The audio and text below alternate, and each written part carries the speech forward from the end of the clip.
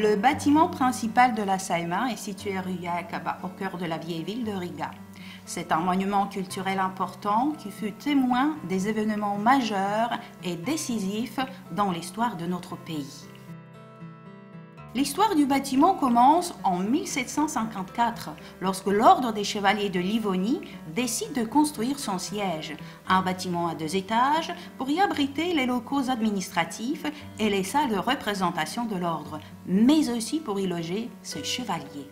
Au cours de son existence, le bâtiment de la Saima a été reconstruit et agrandi à plusieurs reprises. En 1921, il a été incendié volontairement. Un témoin de l'incendie a écrit ainsi: une mise à feu intentionnelle de l'immeuble, au moment de la rencontre du gouvernement letton avec le représentant finlandais, nous a fait comprendre brusquement une chose inimaginable auparavant. Nous, l'État letton, pourrions être haïs et enviés par quelqu'un.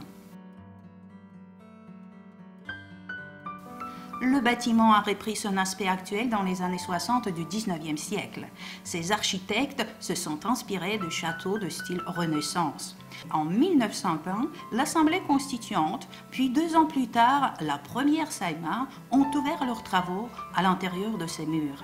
Après le coup d'État, organisé par Carl Sohlmanis, ce bâtiment abritait l'administration présidentielle et fut repris ultérieurement par les forces occupantes.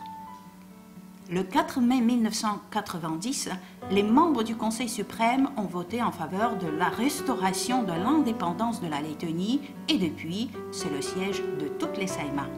Le bâtiment de la Saima se distingue par son aménagement intérieur du style ancien et par de nombreuses œuvres d'art. Les visiteurs entrant dans son vestibule spacieux se retrouvent dans une ambiance solennelle devant un magnifique escalier de marbre. Le bâtiment abrite 10 salles, dont la plus importante, la salle de séance plénière. Il y a aussi plusieurs salles de représentation où sont reçus les hauts fonctionnaires internationaux.